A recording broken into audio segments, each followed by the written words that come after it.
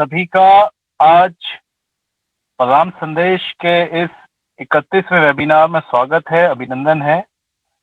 जैसा कि आप सभी को विदित है कि पिछले 3 माह से हम लोग सतत रूप से रवि सीजन में और अब जायद में वेबिनार की श्रृंखला स्टार्ट की थी, जो कि सतत रूप से आपके बीच चल रही है।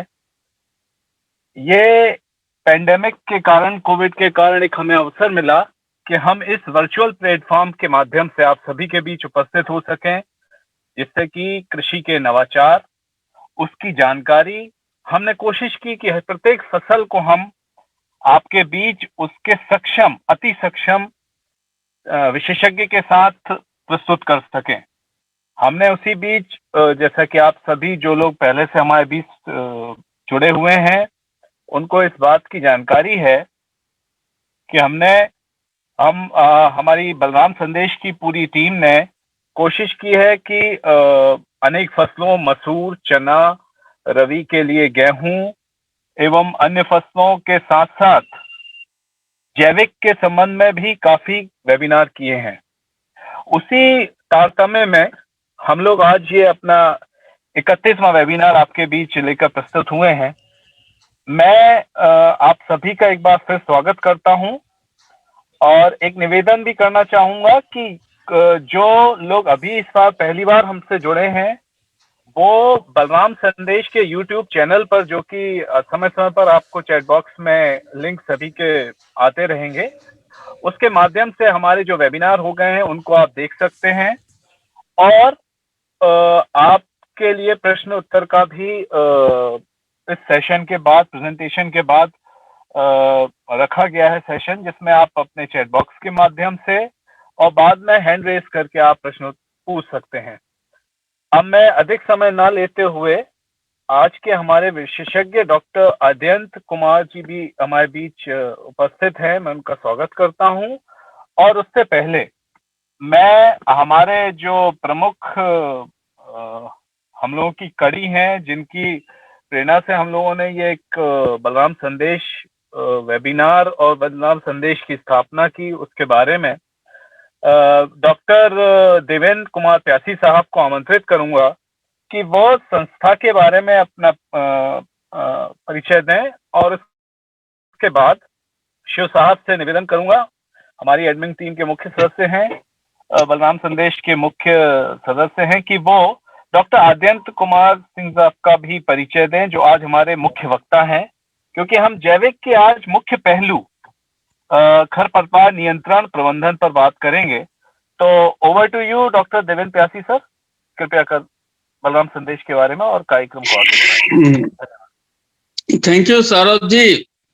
जैसा कि मैं देख पा रहा हूं, डॉक्टर अद्यंत कुमार साहब हैं आज हमारे बीच में। और जैविक खेती की जब भी हम बात करते हैं तो सबसे बड़ी समस्या अगर कोई है तो वो है खरपतवार को कैसे नियंत्रित किया जाए।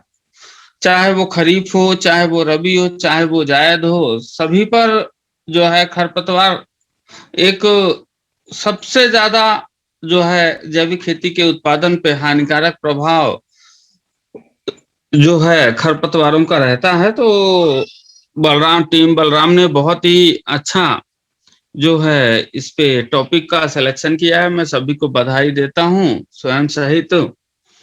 और जहां तक बलराम संदेश की बात है, बलराम संदेश किसानों एवं वैज्ञानिकों का समूह है, जिसमें हमारे प्रगतिशील, हमारे बीच के पढ़े लिखे प्रगतिशील किसान हैं, जो वर्षों से अपने अनुभव से किसानी को एक नई भाषा दे रहे हैं, एक नया मुकाम दे रहे हैं। साथ ही साथ हमारे कुछ साथी वैज्ञानिक हैं, साथी हैं जो मास्टर और डॉक्टरेट हैं कृषि में। तो उनके सबके सहयोग से बलराम संदेश जो है विगत जो है 6-7 सालों से लगातार चल रहा है। और इस साल इस सीरीज में हम लोगों ने ये डिसाइड किया कि क्यों ना हम फसल विशेष से संबंधित जो है वेबिनार आयोजित करें, जिसमें विशेषज्ञों के माध्यम से आम किसानों को सहज एवं सरल भाषा में जो है उस पर्टिकुलर फसल से संबंधित सारी जानकारियां सभी को उपलब्ध कराई जाए। तो इसी कड़ी में आज का जो वेबिनार है वो भी आयोजित मैं अपना परिचय देना चाहूंगा कि मैं डॉक्टर देवेंद्र कुमार पयासी वैज्ञानिक हूँ। क्षेत्रीय जवाहरलाल नेहरू कृषि विश्वविद्यालय के क्षेत्रीय कृषि अनुसंधान केंद्र सागर में, और मुख्य रूप से अलसी से संबंधित 3 परियोजनाएं हैं, जिस अनुसंधान की परियोजनाएं हैं, जिसमें अखिल भारतीय अलसी अनुसंधान परियोजना, जिसका जो है प्रजनक भी हूँ और परियोजना प्रभारी हूँ। साथ ही साथ जो है सीडहब परियोजना, और इसके बाद नेटवर्क परियोजना अभी हाल ही में मिली है। साथ ही साथ बीज उत्पादन का भी कार्यक्रम है, जिसमें 110 एकड़ के फार्म में हम प्रजनक बीज का उत्पादन करते हैं। सरकारी सेवा में आने के बाद, क्योंकि मेरा बैकग्राउंड खेती का है, मेरे पिताजी किसान हैं, और मैं ये चाहता हूं कि मैं जो भी काम करूं उसमें ज्यादा से ज्यादा मैं किसानों के लिए काम करूं। जो भी हमारे अनुसंधान हो, जो हमारी नई खोजें हो, जो हमारे नए नवाचार हो खेती के उस पे, वो आसानी से सहज एवं सरल भाषा में किसानों के बीच तक पहुंचे, किसान उनको अपनाएं और अपनी खेती को बेहतर बना सके। तो इसी कड़ी में ये कोशिश की गई है कि चाहे वो भारत सरकार के द्वारा या अंतरराष्ट्रीय संस्थाओं के द्वारा किए गए अनुसंधान कार्य हों, चाहे वो हमारे अखिल भारतीय अलसी अनुसंधान परियोजनाएं विभिन्न फसलों की विभिन्न देश के विभिन्न स्थानों पर से संचालित हैं, तो चाहे उनके द्वारा दी गई जानकारियां हो या उनके द्वारा अनुसंधान के नए प्रयोगों के परिणाम हो, साथ ही साथ जो है राज्य के द्वारा संचालित विभिन्न कृषि विश्वविद्यालयों की के द्वारा अनुमोदित या अनुशंसित जानकारियां हो, साथ ही साथ हमारे जो कृषि विज्ञान केंद्र 675 कृषि विज्ञान केंद्र पूरे देश में संचालित हैं, जो कि वे अलग अलग आयामों पे हमारी किसानों के साथ मिलकर जो है तकनीकी जानकारियों को आम किसानों तक पहुंचाने में सहयोग दे रहे हैं। साथ ही साथ नए किसानों के खेतों में नए नए नवाचार आयोजित कर रहे हैं, तो उनके परीक्षण के जो परिणाम होते हैं, हमारे एनजीओ के माध्यम से भी खेती पे बहुत जो है सार्थक प्रयास किए जा रहे हैं। तो उस कड़ी में भी एनजीओ के द्वारा विकसित उन्नत तकनीकी जानकारियों को, कोशिश यही है कि आम किसानों तक जानकारियों को व्हाट्सएप, फेसबुक, सोशल माध्यम जो भी इंस्टाग्राम, यूट्यूब, इन सभी माध्यमों से हम आम किसानों तक पहुंचाने का प्रयास विगत 6-7 सालों से कर रहे हैं, जिसमें हमारा टीम बलराम, जो कि किसानों एवं वैज्ञानिकों का समूह बन के और बहुत तेजी से किसानों को जानकारियां उपलब्ध कराने पे सक्षम है। खरीफ रबी की पूरी सीजन हम लोगों ने रबी में कुल जो है 28-29 वेबिनार आयोजित किए, जो विभिन्न फसलों और उनसे संबंधित जानकारियों पे थे। हाल ही में जायद की श्रृंखला शुरू की है, और जायद में भी मूंग उड़द का जो है वेबिनार संपन्न हो चुका है, और इसके बाद आज हमारा जो है खरपतवार नियंत्रण का है। तो इस तरीके से वेबिनार हम सतत और सहज रूप से जो है किसानों के लिए आयोजित करते जाएंगे। मैं जो हमारे आज के वक्ता हैं उनके परिचय के लिए आदरणीय शिव सर को आमंत्रित करता हूं कि आज के वक्ता डॉक्टर अध्ययन कुमार जी का जो है परिचय दें, इसके बाद फिर जिससे कि प्रेजेंटेशन शुरू हो सके। Over to Shiv sir. जी डॉक्टर साहब धन्यवाद। मैं बलराम टीम की तरफ से डॉक्टर अध्ययन कुमार जी का हार्दिक अभिनंदन करता हूं, और डॉक्टर साहब का जो परिचय है, डॉक्टर साहब ने 2012 में बीएससी एजी किया है इलाहाबाद एसएचआई एटीएस यूनिवर्सिटी से। उसके बाद फिर MSc agronomy Rajendra agriculture university Pusa Samastipur Bihar 2014 में, और पीएचडी किया है डॉक्टर साहब ने विधान चंद्र कृषि विश्वविद्यालय नादिया वेस्ट बंगाल 2018 में। डॉक्टर साहब ने नेट भी क्वालिफाइड किया है 2015-16 में, और यदि डॉक्टर साहब के अनुभव की बात करें तो एसआरएफ रहे हैं विधान चंद्र कृषि विश्वविद्यालय में, और assistant professor Rama university Kanpur में, और एसएमएस के पद पर इन्होंने सेवा दी है क्रॉपिन प्राइवेट लिमिटेड कंपनी में, और उसके बाद फिर असिस्टेंट प्रोफेसर डॉल्फिन कॉलेज जो पंजाब में है, और इसके अलावा Ramakrishnan mission Vivekananda educational and research institute Ranchi Jharkhand, Birsa agriculture university Ranchi Jharkhand में। और डॉक्टर अद्यंत कुमार जी ने लगभग 18 साइंटिफिक पेपर्स हैं और एक बुक भी लिखी है, और बुक में चैप्टर्स हैं लगभग 4 और आर्टिकल भी लिखे हैं 9, और बहुत सारे अवार्ड से भी सम्मानित डॉक्टर साहब को किया गया है। 6 अवार्ड और ऑनर्स मिले हैं, और इसके अलावा इंडियन सोसाइटी के जो यंग इंडियन सोसाइटी के मेंबर भी हैं जो कि एग्रोनॉमी से रिलेटेड है, और डॉक्टर साहब को यंग साइंटिस्ट का अवार्ड भी मिला है। तो आज का जो विषय है वो बहुत ही अहम है, क्योंकि जैविक खेती तो काफ़ी सारे किसान कर रहे हैं, लेकिन खरपतवार नियंत्रण की जो समस्या है वो लगातार बनी हुई है। तो जो डॉक्टर साहब ने इतना सारा अनुभव गेन किया है अपने पिछले समय में, मैं आशा करता हूँ कि जितने भी हमारे आज पार्टिसिपेंट्स हैं वो सब डॉक्टर साहब के अनुभव का जो ज्ञान है उसका उससे परिचित होंगे। और जो हमारी मेन समस्या है कि जैविक खेती तो करें लेकिन खरपतवार को कैसे नियंत्रण कर पाएं, तो डॉक्टर साहब से उम्मीद करते हैं कि आज जो विषय है हम सब उसी से ज्ञानवित होंगे। और मैं ज़्यादा समय न लेते हुए डॉक्टर साहब अद्यंत कुमार जी को माइक ओवर करता हूं और उनको सुपुर्द करता हूं। डॉक्टर साहब, स्वागत है आपका, ओवर टू यू। सभी लोगों को मेरा शाम का नमस्कार, और शिव सर को बहुत बहुत मैं धन्यवाद देना चाहूंगा, उन्होंने मेरा परिचय दिया। आज मुझे बलराम कृषि संदेश के वेबसाइट पे मौका मिला कि जो है मैं इस ग्रुप के तहत एक अपना वेबिनार प्रेजेंट कर सकूं। तो आज जो है इसके तहत मैंने जैविक खेती में खरपतवार प्रबंधन पे जो है अपना एक लेक्चर देने का कोशिश किया। तो इसमें सबसे पहले हम बात करेंगे, नेक्स्ट कीजिए। हेलो, ओके, एक मिनट।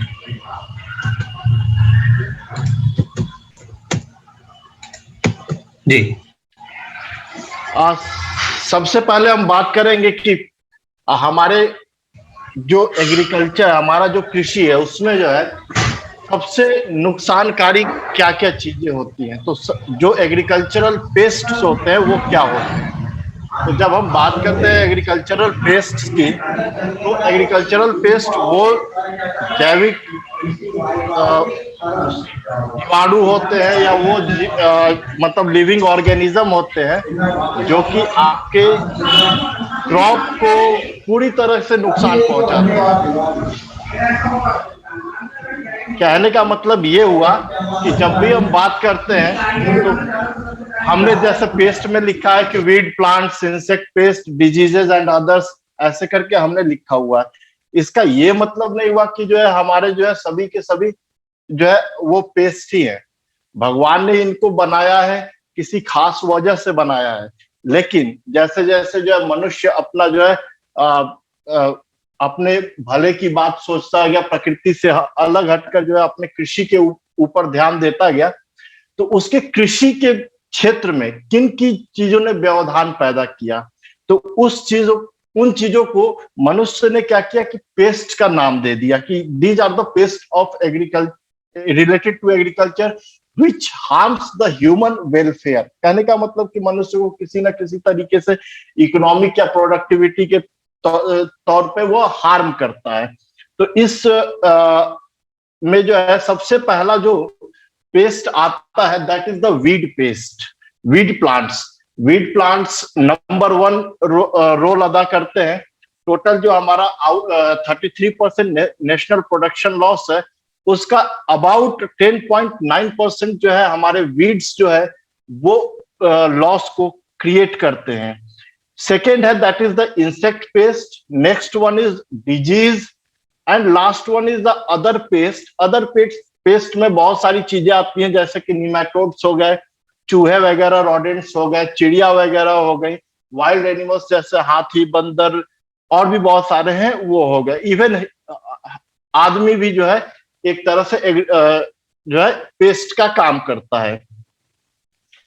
तो इस पर बहुत सारे वैज्ञानिकों ने बहुत सारा जो है डेफिनेशन जो है वीड के बारे में, खरपतवार के बारे में दिया, लेकिन हमारे हिसाब से खरपतवार वह पौधा है जो किसी भी परिस्थिति में कृषि के लिए लाभदायक की तुलना में अधिक हानिकारक होता है। मतलब कहने का यह हुआ कि यह फसलों से जल, सूर्य का प्रकाश, पोषक तत्व, कार्बन डाइऑक्साइड तथा इत्यादि को फसलों के मुकाबले ज्यादा अवशोषित कर लेता है और फसल की विकास को धीमी कर देता है, साथ ही साथ पैदावार को भी कम करता है। इसके इतना ही नहीं, इसके साथ जो है खरपतवार क्या करते हैं कि फसलों के लिए जो हानिकारक कीट एवं बीमारियां हैं उनके लिए वो पराश्रयी और कह सकते हैं एक अल्टरनेट होस्ट का भी काम करते हैं। तो इस तरीके से जो है आपका मतलब वो फसल को नुकसान पहुंचाते हैं। इतना होने के बाद ये क्या करते हैं कि जब आप फसल की कटाई करते हैं या फसल में फर्टिलाइजर एप्लीकेशन हुआ या किसी तरह का इंटर कल्टीवेशन ऑपरेशन करते हैं, जैसे निराई गुड़ाई वगैरह या मिट्टी चढ़ाना वगैरह, इन सबों को भी यह जो है काफी नुकसान पहुंचाता है, साथ ही साथ उत्पाद की गुणवत्ता को भी कम करता है। नेक्स्ट, तब हम देखेंगे कि जो हमारा एवरेज लॉस है, हमारा जो food grain plus oil seed plus horticulture का प्रोडक्शन है, ये अभी के समय 260 मिलियन टन, 30 मिलियन टन और 260 मिलियन टन रेस्पेक्टिवली है, जो कि टोटल 550 मिलियन टन होता है। हमने पहले बात की कि जो है कितना 10.9% हमारे नेशनल प्रोड्यूस को लॉस करता है, यानी कि 55 मिलियन टन का 10% अगर हम देखेंगे तो अबाउट 55 मिलियन टन होगा। 550 मिलियन टन का 10% 55 मिलियन टन हुआ। यदि हम वीड्स को अच्छे से मैनेज करते हैं, खरपतवारों को अच्छे से जो है प्रबंधित करते हैं, तो हमें उस 55 मिलियन टन का अधिकता मिलेगी। वो 55 मिलियन टन हम ज्यादा प्रोड्यूस कर पाएंगे। नेक्स्ट, तो हमें खरपतवार प्रबंधन के लिए क्या क्या चीजें करनी चाहिए? तो इसमें सबसे जो बड़ी चीज है कि हमें एक इको सेफ एनुअल प्लानिंग को देखना है कि हम किस तरीके से अपने खरपतवार का वार्षिक तौर पे हम उसका मैनेजमेंट कर सकें। बहुत लोग बोलते हैं कंट्रोल और बहुत लोग बोलते हैं मैनेजमेंट। जब भी हम बात करेंगे मैनेजमेंट का मतलब यह हुआ कि हमें खरपतवार को उनके इकोनॉमिक थ्रेशोल्ड लेवल से नीचे रखना है। कंट्रोल का मतलब हुआ कि हमें पूरे के पूरे खरपतवार या जो भी आपके कीट वगैरह है या बीमारियां वगैरह है उनको पूरा का पूरा जो है खत्म करना। लेकिन जब मैनेजमेंट की बात करेंगे, जब प्रबंधन की बात करेंगे, तो वहां उनको उनके इकोनॉमिक थ्रेशोल्ड लेवल से हमें नीचे रखना है, ताकि हमारा जो फसल की गुणवत्ता है और फसल का पैदावार है उसमें कोई कमी ना आ सके। हम एक ऑप्टिमम प्रोडक्शन उस पर्टिकुलर लैंड एरिया से, उस पर्टिकुलर भूमि से पा सके। नेक्स्ट, तो जब हमने बात की eco safe annual planning of the weed management, इसके दो सबसे बड़े कॉन्सेप्ट हैं। आपका पहला कॉन्सेप्ट यह है कि हमें खरपतवारों के बीज को जमीन से कम करना है। किस समय? जब हमारे भूमि पर फसल नहीं लगा हुआ है, उस टाइम खरपतवार बहुत अधिकायक में आते हैं, और जैसे ही वो अधिकायक में आते हैं आप उनको मतलब उसको कम करिएगा, उसके खरपतवारों के बीजों को कम करिएगा। सेकेंड है that is after the planting of crops. कहने का मतलब जब हमने फसल की बुआई कर दी, फसल की बुआई से फसल के कटाई तक हमें उस दौरान क्या करना है? उस दौरान हमें सबसे पहली चीज ये ध्यान में रखनी है कि what is the critical period of crop weed competition. मतलब कि क्रांतिक काल क्या है, खरपतवार नियंत्रण के लिए क्रांतिक काल क्या है। उस क्रांतिक काल के दौरान हमें खरपतवारों का प्रबंधन करना है, जिससे हम लेस इनपुट में मैक्सिमम प्रोडक्शन पा सकें। साथ ही साथ हमें खरपतवारों के स्वास्थ्य को भी देखना है, बैलेंस न्यूट्रिशन भी देना है, ताकि हमें जो है हमारे फसलों को जो भी हम रिसोर्सेज अवेलेबल कराएंगे, पानी हुआ, खाद हुआ, जो भी हुआ, वो मतलब बहुतायत में मिल सके। नेक्स्ट, जब हम एनुअल प्लानिंग करेंगे तो उसके क्या क्या हमारे जो है फायदे हैं, वो ये सबसे पहला फायदा ये है कि जब हम हर फसल के बारे में देखेंगे तो एक फसल का जीवन चक्र होता है।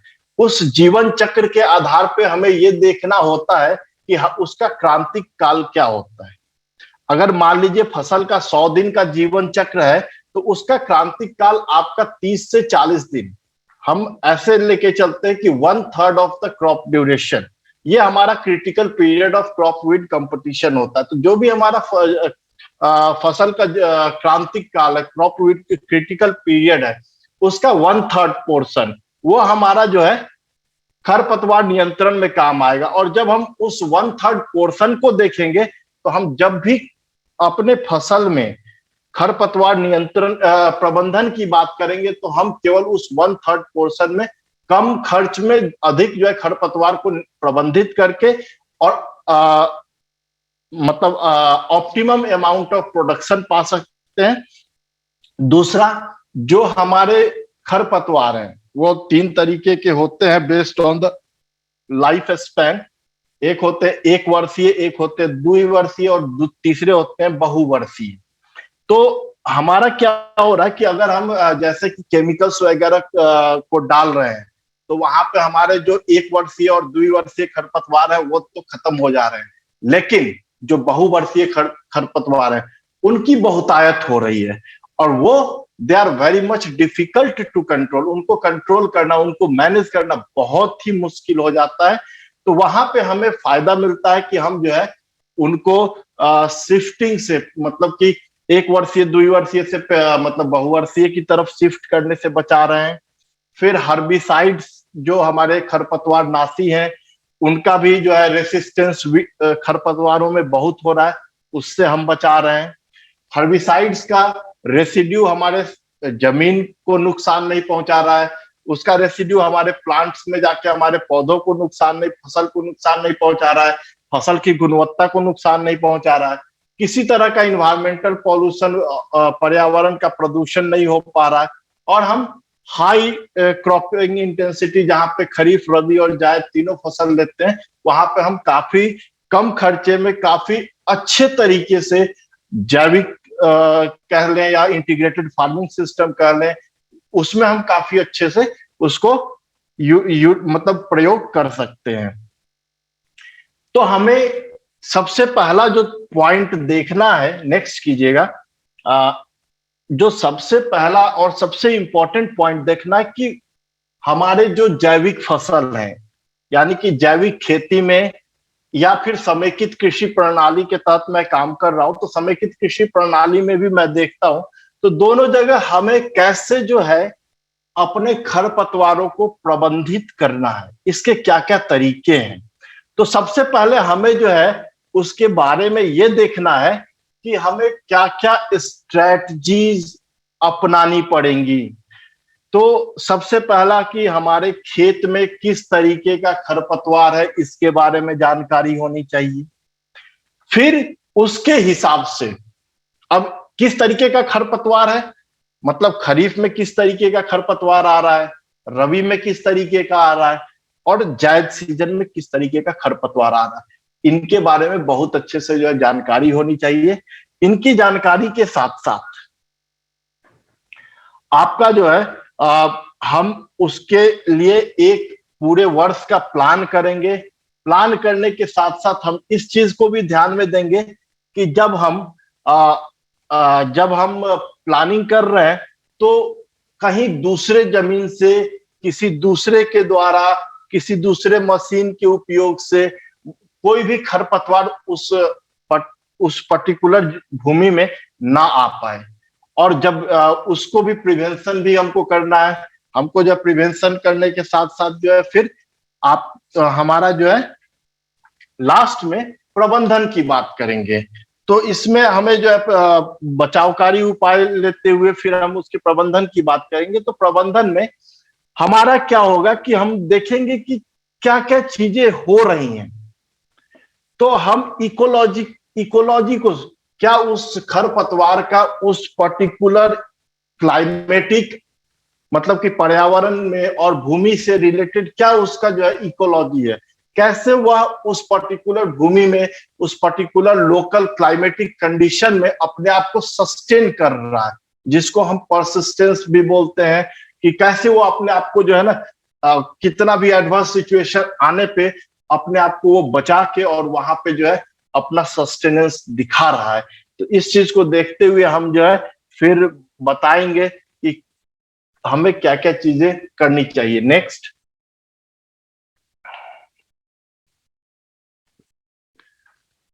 तो how to know the weeds, कहने का सिंपल सा मतलब है कि हमें खरपतवारों के बारे में जानकारी कैसे रखनी है। उनका सबसे पहला चीज की करेक्ट आइडेंटिफिकेशन होना चाहिए, किस तरीके के खरपतवार है।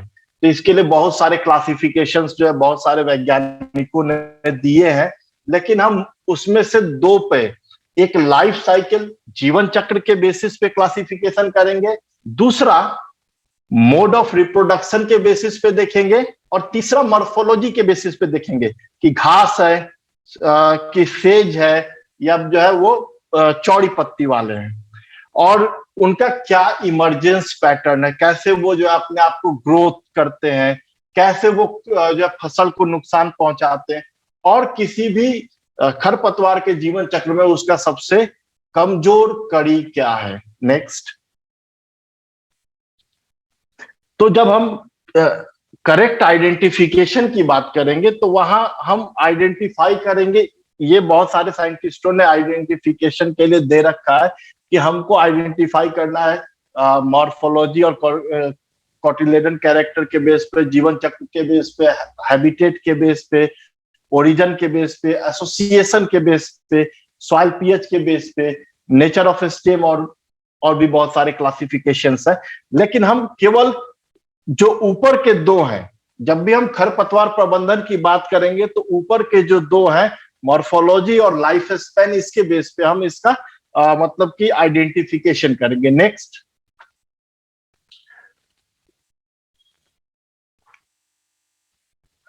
जब हम मॉर्फोलॉजी के बेस पे आइडेंटिफिकेशन करेंगे तो यहाँ पे हम घास, सेज और चौड़ी पत्ती वाले तीन में इनका जो है हमने कैटेगराइजेशन किया है। तो इसमें क्या क्या चीजें जो है सबसे इंपॉर्टेंट है उसको देखेंगे।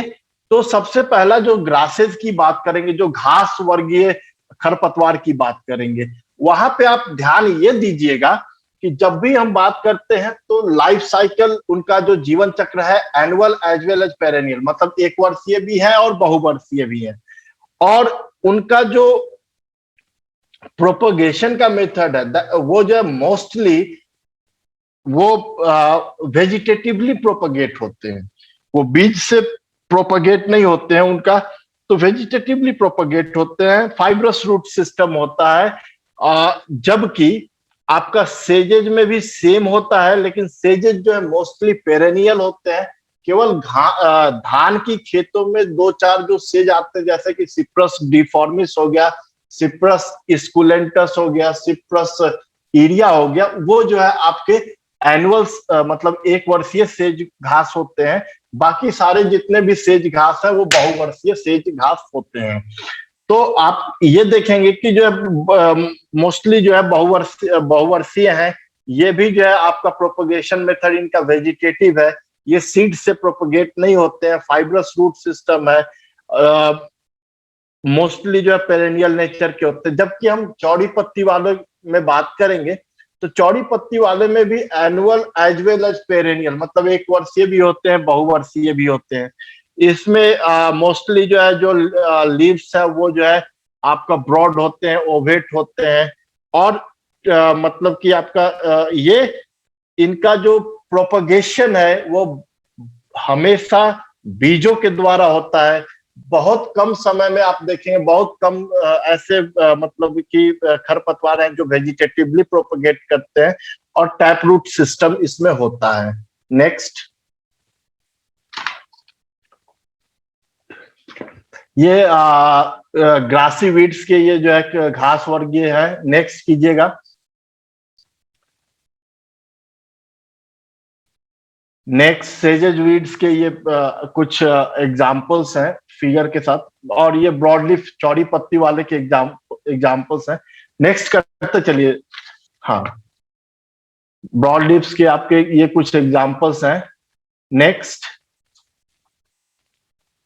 नेक्स्ट, हाँ, अब हम बात करेंगे कि हमें एक वर्षीय, द्विवर्षीय और बहुवर्षीय मतलब खरपतवारों में कैसे डिफ्रेंशिएट कर पाएंगे। तो एक वर्षीय जो खरपतवार है उसमें देखेंगे कि वो जनरली जो है वो बीजों से उपजता है, और एक सीजन या एक साल में वो अपना जो है जीवन चक्र कंप्लीट कर लेता है, पूरा कर लेता है। और वो जो है क्रॉप के साथ साथ थोड़ा पहले या थोड़ा बाद में उसका जीवन चक्र खत्म होता है। मोस्टली इनका प्रोपगेशन सीड से होता है, और इसीलिए ये बहुतायत की मात्रा में सीड को प्रोड्यूस भी करते हैं। इस बहुतायत की मात्रा में ये जो सीड को प्रोड्यूस करते हैं, और इनके सीड्स में जो है ऐसे मतलब वो होता है कि इनका सीड एक जगह से दूसरी जगह काफी आसानी से डाइसेमिनेट हो जाता है, काफी आसानी से स्थानांतरित हो जाता है, जिसकी वजह से यह एक जगह से दूसरी जगह, दूसरी से तीसरी जगह जा सकते हैं। कुछ वीड्स है जो कि आपके वेजिटेटिवली प्रोपगेट होते हैं। मोस्टली इनमें जब हम क्लासिफिकेशन करेंगे तो खरीफ में आने वाले वीड्स हैं, रबी सीजन में आने वाले वीड्स हैं, जायद सीजन में आने वाले वीड्स हैं। इनके साथ साथ एक मल्टी सीजन एनुअल होता है। मल्टी सीजन एनुअल कहने का मतलब ये हुआ कि वह खरीफ सीजन में अपना ग्रोथ दिखाया और खरीफ सीजन में ही वो अपना जीवन चक्र कंप्लीट कर लिया। फिर वो नेक्स्ट सीजन रबी सीजन में फिर वो जो बीज से ग्रोथ अपना दिखाएगा, फिर वो रबी सीजन में अपना जो है जीवन चक्र कंप्लीट कर लेगा, बीज से बीज जो है बन के खत्म हो जाएगा। फिर वो जायद सीजन में अपना जीवन चक्र शुरू करेगा, बीज से उत्पन्न होगा, और फिर जो है जैसे जायद सीजन खत्म होने जाएगा वो फिर जो है फ्लावरिंग करके और फूल बन के, बीज बन के वो जो है अपना जीवन चक्र खत्म कर लेगा। तो यह मल्टी सीजन एनुअल है। तो इसके भी कुछ एग्जाम्पल्स आपके सामने हैं। नेक्स्ट कीजिएगा। जो द्विवर्षीय वीड्स हैं, बायनियल वीड्स जिनको कहते हैं, ये 2 सीजन या 2 साल में अपने जीवन चक्र को खत्म करते हैं। पहले सीजन में ये जो है इनका वेजिटेटिव ग्रोथ होता है, और दूसरे सीजन में ये जो है अपना रिप्रोडक्टिव ग्रोथ यानी कि फ्लावर्स प्रोड्यूस करते हैं और बीज उत्पन्न करके तब अपना जीवन चक्र कंप्लीट करते हैं। ये जो हमारे द्विवर्षीय वीड जो भी खरपतवार है, ये आप ध्यान दीजिएगा, ये जितने भी हमारे एनुअल क्रॉप्स हैं जैसे धान, गेहूं, चना वगैरह, इसमें बहुत कम की संख्या में पाए जाते हैं। लेकिन जैसे फॉडर क्रॉप्स हो गया, सुगर केन हो गया, गन्ना का क्रॉप हो गया, जो भी लंबे ड्यूरेशन के क्रॉप्स हैं, उसमें ये बहुत की मात्रा में पाए जाते हैं। इनका भी बीजों के द्वारा जो है प्रोपगेशन काफी ज्यादा होता है, और इनको जो है आप जो है क्या कहते हैं, इनको भी आप काफी आसानी से, एक वर्षीय और द्विवर्षीय को आप काफी आसानी से इनका प्रबंधन कर सकते हैं। जबकि जब हम बहुवर्षीय की बात करेंगे नेक्स्ट, तो बहुवर्षीय के केस में क्या होता है कि इनका हम प्रबंधन जो है आसानी से नहीं कर पाते। इसके पीछे रीजन क्या है कि इनका जो ग्रोथ है, पहला सीजन इनका वेजिटेटिव ग्रोथ होता है, और वेजिटेटिव ग्रोथ होने के बाद दूसरे सीजन से या दूसरे साल से इनका वेजिटेटिव के साथ साथ रिप्रोडक्टिव ग्रोथ भी होता चला जाता है। और जैसे जैसे रिप्रोडक्टिव ग्रोथ होता है, दूसरे साल, तीसरे साल, चौथे साल जो भी इनका जीवन चक्र है, वो पूरा का पूरा अपना जीवन चक्र को ये कंप्लीट करते हुए फिर ये मरते हैं। तो इस दौरान ये क्या करते हैं कि अपने मतलब फ्लावरिंग भी होती है, और फ्लावरिंग के साथ साथ ये सीड फॉर्मेशन भी करते हैं। इनमें बहुत सारे सीड्स नॉन वायबल कंडीशन में होते हैं। और नॉन वायबल कहने का मतलब कि सीड्स, बहुत सारे खरपतवार ऐसे हैं जिनके सीड से आपके खरपतवार उत्पन्न नहीं होते हैं। तो इन्होंने एक दूसरा तरीका अपनाया हुआ है, that is the vegetative propagation. तो उसके लिए राइजोम्स हैं, बल्ब्स हैं, स्टोलन्स हैं, कॉम्स हैं, ट्यूबर्स हैं, बल्बिल्स हैं, स्टेम्स हैं, रूट्स हैं। ये सारी चीजें जो है इसके थ्रू जो है ये अपने मतलब ये अपने जनसंख्या को, ये अपने पॉपुलेशन को बढ़ाते चले जाते हैं, जिसकी वजह से ये जो भी आपके मतलब ये वेजिटेटिव प्रोपग्यूल्स हैं वो जमीन के अंदर ही होते हैं। और जब हम कोई भी केमिकल हर्बिसाइड या कुछ भी हम डालते हैं तो ये उसके पूरे के पूरे प्रोपग्यूल्स को नष्ट नहीं कर पाता है, जिसकी वजह से दे आर वेरी डिफिकल्ट। बहुत ही मुश्किल होता है इनको जो है प्रबंधन और कंट्रोल करने में इनका बहुत मुश्किल होता है। इसमें भी तीन कैटेगरी में हम इनको क्लासिफाई किए हैं। पहला है that is the simple perennial. Simple perennial के केस में ये जो है, जो वीड्स हैं वो सीड से प्रोपगेट होते हैं। यहाँ पे आप काफी अच्छे से इनको मैनेज कर लीजिएगा, काफी अच्छे से इनका आप प्रबंधन कर लीजिएगा। क्यों? क्योंकि यह सीड से प्रोपगेट हो रहा है। लेकिन दूसरे और तीसरे के केस में, creeping perennial and woody perennial के केस में, यहाँ पे इनका प्रोपगेशन जो है मोस्टली वेजिटेटिव होता है, और इनको जो है प्रबंधित करना काफी मुश्किल हो जाता है। नेक्स्ट, क्रॉप वीड कंपटीशन की बात हमने पहले ही कर रखी थी कि क्रॉप वीड कंपटीशन क्या होता है। तो वीड खरपतवारों का शुरुआत से, मतलब जैसे जैसे बीज जो है दोनों के मतलब बीज से जो है आपका सीडलिंग्स बनना स्टार्ट होते हैं, उसी टाइम से जो है एक कॉम्पिटिटिव भावना हो जाती है। और जो भी हमारे न्यूट्रिएंट्स हैं, वाटर है, लाइट, कार्बन डाइऑक्साइड, उनके लिए एक कंपटीशन स्टार्ट हो जाता है। Next, critical period of crop weed competition, जो क्रांतिक काल है, उसके बारे में भी हमने आपको डिटेल में बताया था कि यह शॉर्टेस्ट टाइम स्पैन है। Mostly 1/3 of the crop duration होता है, जो कि आपका तीन चीज पर डिपेंड करता है। पहला है nature of the crop, crop कैसा है, कौन सी वेराइटी है, और ग्रोइंग कंडीशन कैसा है। इन तीन चीजों पर काफी जो है डिपेंड करता है। नेक्स्ट, अब जो सबसे इंपॉर्टेंट चीज है कि इस्टेब्लिशमेंट ऑफ द वीड्स, खरपतवार कैसे अपने आप को स्थापित करते हैं। तो उसके पीछे तीन फैक्टर्स हैं। पहला फैक्टर है that is the seed bank, दूसरा है दैट इज डॉर्मेंसी, एंड तीसरा है लॉन्गेविटी। नेक्स्ट, सीड बैंक क्या होता है? सीड बैंक जो है एक इंपॉर्टेंट कंपोनेंट है किसी भी खरपतवार का, उसके जीवन चक्र के दौरान, जो कि आपके जितने भी वीड के सीड्स जो है फ्लावरिंग के बाद सीड फॉर्मेशन होता है, सीड फॉर्मेशन होकर वो उनकी सेटरिंग होती है। सेटरिंग में वो झड़ जाते हैं सीड जो है खरपतवारों से, और वो जाके मिट्टी में मिल जाते हैं, वही सीड बैंक कहलाता है। तो इसमें साथ ही साथ जो हमारे वेजिटेटिव प्रोपग्यूल्स हैं वो भी एक तरीके से सीड बैंक का काम करते हैं। तो यहाँ पे सीड बैंक के बारे में आप जानिएगा कि सीड बैंक में जो सीड्स हैं वो डॉर्मेंसी, नेक्स्ट जो डॉर्मेंसी एंड लॉन्गेविटी की बात करेंगे, वहां पे एक आता है कि जर्मिनेशन की भी बात करते हैं।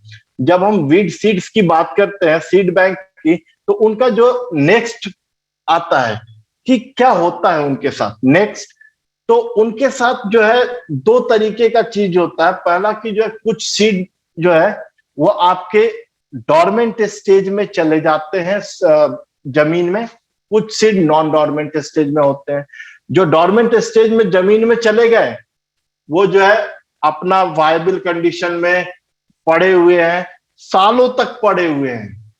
और जो नॉन डॉर्मेंट स्टेज में है उसमें से कुछ जर्मिनेट करके तुरंत मर जाते हैं, कुछ जर्मिनेट करके जिंदा रहते हैं। साथ ही साथ हमारे जो बहुत सारे माइक्रो ऑर्गेनिजम्स हैं, बहुत सारे बर्ड्स हैं, माइट्स हैं, इंसेक्ट्स हैं, रोडेंट्स हैं, वो भी वीड के सीड्स को खाते हैं। माइक्रो ऑर्गेनिजम्स उनको डिकम्पोज करके जो है उनका जो है उनको खत्म करते हैं। लेकिन उनके साथ सबसे बड़ी जो समस्या आती है कि that is the dormancy and longevity. वो जो है नेक्स्ट कीजिएगा। ये कुछ फोटोग्राफ्स आपके सामने आएंगे। हमने वीड सीड्स का कलेक्शन किया था अपने पीएचडी के दौरान, तो वो फोटोग्राफ्स हम आपको दिखा रहे हैं कि कैसे कैसे हमने जमीन से कितने डेप्थ पे वीड सीड्स का कलेक्शन किया था, कौन कौन से सीड्स हमने कैसे निकाले थे। अब जो है डॉर्मेंसी की बात करते हैं। नेक्स्ट, डॉर्मेंसी की जब हम बात करते हैं तो डॉर्मेंसी जो है वो क्या है कि एक तरीके का मैकेनिज्म है जहां पे सीड्स मतलब खरपतवारों के बीज को एकदम फेवरेबल कंडीशन मिलने के बाद भी वो ग्रो नहीं करते हैं, वो जो है जर्मिनेट नहीं करते हैं। इसके पीछे रीजन क्या क्या हो सकता है? तो पानी की कमी हो, वाटर एंड ऑक्सीजन से इम्परमिएबल सीड कोट्स हो सकते हैं, या लो टेम्परेचर हो सकता है, या फिर स्पेशली लाइट रिक्वायरमेंट। कहने का मतलब लाइट रिक्वायरमेंट हमेशा आप एक चीज को ध्यान दीजिएगा, जैविक खेती के केस में मल्चिंग एक सबसे रामबाण हथियार होता है खरपतवार नियंत्रण के लिए। ये चीज हम आगे भी मल्चिंग में भी बात करेंगे। इसलिए रामबाण हथियार होता है कि हमारे जितने भी खरपतवार जो कि बीजों से उत्पन्न होते हैं, उनका एक खासियत ये होता है कि अगर उनको सूरज की रोशनी नहीं मिलती है तो वो जर्मिनेट नहीं करेंगे। आप जब भी अपने खेतों में जाएंगे आप देखेंगे जो ऊपर के 5 सेंटीमीटर बहुत हो गया, 2.5 से 3 सेंटीमीटर जो ऊपर का पोर्शन है जमीन का, उसमें जितने खरपतवारों के बीज आते हैं केवल वही बीज जर्मिनेट करते हैं, क्योंकि उनको प्रॉपर सनलाइट मिलता है। उसके नीचे के जितने बीज हैं वो वायबल स्टेट में डॉर्मेंट जो है लॉन्ग ड्यूरेशन तक डॉर्मेंट स्टेज में रहते हैं, वो जर्मिनेट नहीं करते हैं। तो एक मतलब कि हमारा जो है मल्चिंग एक बहुत रामबाण हथियार हो जाएगा जब हम जैविक विधि में जैविक खेती में खरपतवार के प्रबंधन की बात करेंगे, सॉइल एंड वाटर कंजर्वेशन की बात करेंगे, तो वहां पे मल्चिंग सबसे इसेंशियल हो जाएगा। अब जो है आप फिर कुछ केमिकल्स भी सीक्रेट होते हैं और इमैच्योर एम्ब्रियो भी होता है जिसकी वजह से नहीं कर पाते हैं। तो 3 तरह की डॉर्मेंसी हमारे खरपतवारों में आती है। इसमें पहला है इन्फोर्स्ड डॉर्मेंसी, जहां पे हम क्या करते हैं कि खरपतवार के बीजों को एकदम अंदर जमीन में 10 सेंटीमीटर, 15 सेंटीमीटर, 20 सेंटीमीटर नीचे हम जो है ले जाके रख देते हैं। जब भी हम टीलेज ऑपरेशन करते हैं तो खरपतवार के बीज जो है नीचे जमीन में चले गए, वो कभी जब तक वो नीचे से ऊपर जो है 0 to 3 सेंटीमीटर डेप्थ पे नहीं आएंगे तब तक वो जर्मिनेट नहीं करेंगे। That is the enforced dormancy. दूसरा इनेट डॉर्मेंसी या उनके जेनेटिक फैक्टर से होता है कि जो हो सकता है वो जो है उनका जेनेटिक मेकअप ऐसा है कि वो 10 साल के लिए, 15 साल के लिए, 20 साल के लिए वायबल स्टेट में डॉर्मेंट स्टेज में चले गए वायबल रहते हुए। That is known as longevity. उनका जो है ना लंबे ड्यूरेशन तक चले जाते हैं। फिर इंड्यूस्ड डॉर्मेंसी, यहाँ पे हम जो है डॉर्मेंसी को क्रिएट करते हैं। कैसे क्रिएट करते हैं? तो उस 3-4 उपाय है कि टेम्परेचर, जो सॉइल सोलराइजेशन की बात करते हैं, सॉइल सोलराइजेशन में हम टेम्परेचर को भूमि के टेम्परेचर को बढ़ा देते हैं, तो वहां से भी एक तरह की डॉर्मेंसी क्रिएट होती है। और कार्बन डाइऑक्साइड के अब जब सॉइल सोलराइजेशन में बढ़ा देते हैं, मल्चिंग करेंगे तो कार्बन डाइऑक्साइड के लेवल को भी बढ़ाएंगे, ऑक्सीजन के लेवल को कम करेंगे। या फिर वाटर लॉगिंग कंडीशन, आप देखे होंगे कि हम जब रोपा धान लगाते हैं, डायरेक्ट सीडेड नहीं, जो ट्रांसप्लांटेड राइस लगाते हैं, पडलिंग जहां पे करते हैं, पडलिंग के केस में हमारा जो है खरपतवार बहुत कम आता है। तो वाटर लॉगिंग भी वहां उन खरपतवारों को जो है डोरमेंट स्टेज में ले जाता है। फिर नेक्स्ट आपका लॉन्गेविटी। लॉन्गेविटी हमने अभी चर्चा की कि हम अपने खरपतवार के बीजों की एक खास क्वालिटी होती है कि वो लंबे समय तक 30 साल, 40 साल, 50 साल, इवन अप टू 100 ईयर्स वो जो है अपने आप को वायबल स्टेट में रखते हुए डोरमेंट रहते हैं, और जब उनको फेवरेबल कंडीशन मिलता है तो वो अपने आप को फिर से जर्मिनेट करते हैं। नेक्स्ट, इस तरीके से हम जो हमारा वीड मैनेजमेंट का क्या क्या प्रिंसिपल्स होना चाहिए, क्या खरपतवार नियंत्रण का जैविक खेती में क्या क्या प्रिंसिपल्स होना चाहिए, उसकी तरफ हम ध्यान देंगे। तो इसमें सबसे पहला है कि मैनेजमेंट करना है।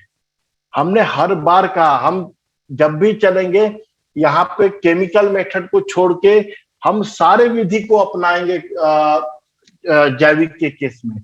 तो मैनेजमेंट का मतलब ही है कि optimise the loss below the threshold level. मतलब कहने का कि हमें अपने खेत में खड़े फसल में खरपतवारों को इकोनॉमिक थ्रेशोल्ड लेवल से कम रखना है, ताकि वो हमारे क्रॉप के मतलब हमारे उत्पादन को कम ना कर सके, वो हमारे मैक्सिमम हम प्रोडक्शन उनसे गेन कर सके। दूसरा प्रिवेंटिव मेजर्स, जहां पे हमें जो है खरपतवारों की एंट्री को बंद करना है, उनको जो है किसी दूसरे लोकेशन से नए लोकेशन में जाने से रोकना है। तीसरा दैट इज द कंट्रोल।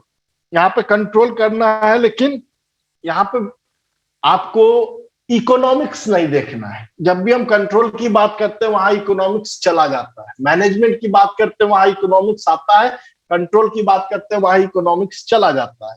तो वहां कंट्रोल करना, कंट्रोल में बहुत सारे मेथड्स हैं, मैकेनिकल है, कल्चरल है, बायोलॉजिकल है, केमिकल है, लेकिन हम मैकेनिकल, कल्चरल और बायोलॉजिकल को देखते हुए हम जो है अपने जैविक खरपतवार नियंत्रण की बात करेंगे। फिर इरेडिकेशन, कुछ कुछ ऐसे खरपतवार है जैसे कि मोथा हो गया, अगर वो आ गया है और काफी वो प्रॉब्लम क्रिएट कर रहा, तब फिर हम उसके इरेडिकेशन की बात करेंगे कि हम कैसे उसको इरेडिकेट करेंगे। तो ये हमारे 4 प्रिंसिपल्स हैं। इन 4 प्रिंसिपल्स में जब भी हम बात करेंगे जैविक खेती के केस में, तो हम मैनेजमेंट एंड प्रिवेंटिव मेजर को अडॉप्ट करेंगे, ना कि कंट्रोल एंड इरेडिकेशन को। तो how to manage the next, हाँ, कैसे हम अपने खेतों में खरपतवार को मैनेज करेंगे। तो इसमें आपके डिफरेंट मेथड्स हैं, प्रिवेंशन मेथड है, मैकेनिकल है, कल्चरल एंड बायोलॉजिकल है। एक एक करके हम इनके बारे में जानेंगे। नेक्स्ट, प्रिवेंशन मेथड में जो बचावकारी उपाय हैं, वहां पे आपको क्या करना है कि इसके अंतर्गत वे सभी उपाय आएंगे जहां पे खरपतवार के बीजों को उनके उन स्थानों पर पहुंचने या फैलने से रोकना है जहां वो मौजूद नहीं है। इसके लिए उन सभी परिस्थितियों को जानना आपको आवश्यक होगा जिनमें खरपतवार एक स्थान से दूसरे स्थान पर पहुंचते हैं, और खरपतवार के बीजों को फैलने से रोकने के लिए हमें 2 चीजें अडॉप्ट करनी होंगी। पहला जो है स्वच्छता, दूसरा जो है सिंचाई और जल निकास की जो नालियां हैं उनके क्षेत्रफल में कमी लानी होगी। तो स्वच्छता के दौरान आप क्या करेंगे कि जो नए खरपतवार हैं उनके प्रवेश को रोकने के साथ साथ खेतों में पहले जो विद्यमान खरपतवार हैं, पहले से जो खरपतवार खेतों में हैं, उनका जो है उनके भी बीजों को पैदा होने से रोकना है, नए भी खरपतवार को आने से रोकना है। साथ ही साथ जो हमारे खेतों में जो खरपतवार अवस्थित है, विद्यमान है, उनके भी बीजों को पैदा होने से रोकना है। इसके लिए जो निम्नलिखित उपाय हैं, ये जो मेथड्स हमने आपको दिखाया है, बुआई के लिए खरपतवार रहित साफ सुथरे बीज का प्रयोग करना है, खेतों की मेड़ और सिंचाई की नालियों को खरपतवार से मुक्त करना है, रोपाई वाली फसलों में खरपतवारों को पौधशाला में, जो हमारी नर्सरी है, वहीं पे पौधों से हमारा जो फसल है, फसल के पौधों से अलग कर देना है।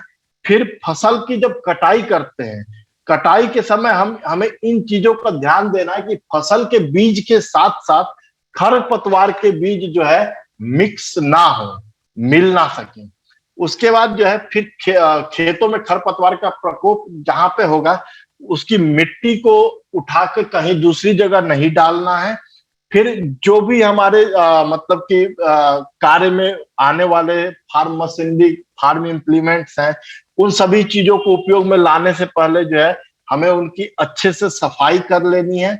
साथ ही साथ खेत के चारों तरफ एक ऐसा जो है मतलब पौधा लगाना है जो कि गार्ड क्रॉप कहते हैं या हेज क्रॉप कहते हैं, जो कि हवा से जो वितरित होने वाले खरपतवार हैं उनको खेतों में आने से रोक सकें। तो अगर आप ऐसा कर सकते हैं तो ऐसा भी करेंगे। फिर जो पशु हैं हमारे, पशुओं को जब हम खरपतवार खिलाते हैं हरे चारे के रूप में, तो उनको जो भी हम खरपतवार खिलाएंगे वो बीज मुक्त होना चाहिए। और साथ ही साथ जो है आप पशुओं को खरपतवार वाले क्षेत्र से, बिना खरपतवार वाले क्षेत्रों में जो है जाने भी नहीं देंगे, ताकि जो है वो जो है एक जगह से दूसरे जगह जो है खरपतवार के बीजों को विस्तारित ना कर सके। अब एक जो सबसे इंपॉर्टेंट चीज है कि हमारा क्या करते हैं कि जब हम गोबर की खाद या कंपोस्ट खाद बनाते हैं, या कुछ लोग क्या करते हैं कि नाडेप कंपोस्ट भी बनाते हैं, तो वहां पे अगर उनको बहुतायत में ऑर्गेनिक मैटर नहीं मिल पाता है, तो वहां पे वो खरपतवारों को भी उठा के और उसका कंपोस्टिंग करने लगते हैं।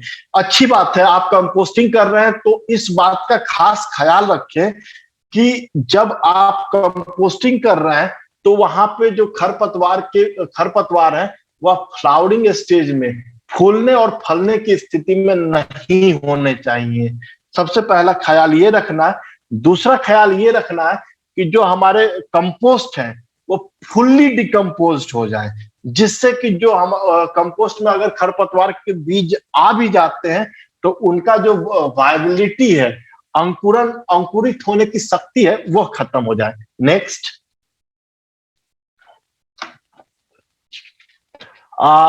इसके बाद जो है मैकेनिकल मेथड्स में आपको बहुत सारे जो है मैकेनिकल मेथड्स है उनको भी अपनाना है।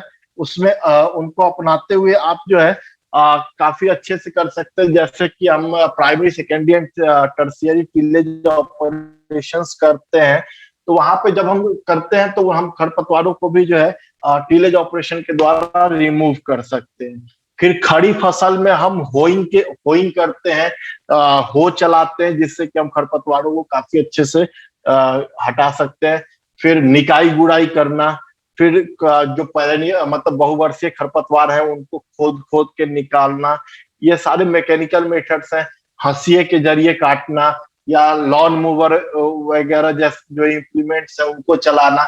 फिर एक बर्निंग का भी तरीका है, जहां पे हम जो है खरपतवारों को जहाँ पे हमने जैसे फसल वैसल नहीं लिया है और वो खाली पड़ी भूमि में खरपतवार आ गए हैं, तो वहां पे हम क्या करते हैं कि खरपतवारों को जला देते हैं तो वहां से भी जल जाने से आपका जो है काफी अच्छे से मैनेजमेंट हो जाता है। फिर एक फ्लेमिंग आता है। फ्लेमिंग का कहने का मतलब है कि खड़ी फसल में जो हमारे खरपतवार आए हुए हैं, तो जो हमारा दो फसलों के बीच की जो खाली जमीन होती है, वहां पर अगर खरपतवार दिखते हैं तो उनको फ्लेम थ्रोअर्स के मदद से जो है उनको उस मतलब 1000 डिग्री सेल्सियस का जो फ्लेम होता है उसको डायरेक्ट जो है खरपतवारों को डालते हैं, तो उससे खरपतवार जल के नष्ट हो जाते हैं।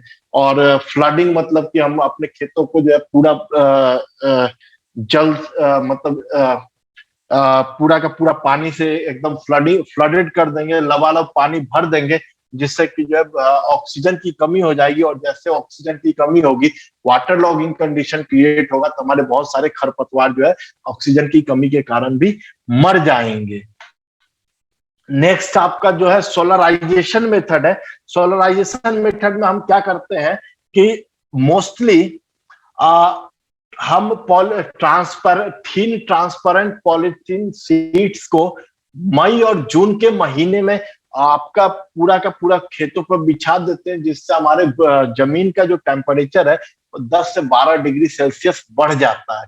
और मतलब कि ये हम एक सिंचाई करके फिर ट्रांसपेरेंट पॉलीथीन शीट्स को बिछा देते हैं। बिछाने के बाद जो है क्या होता है कि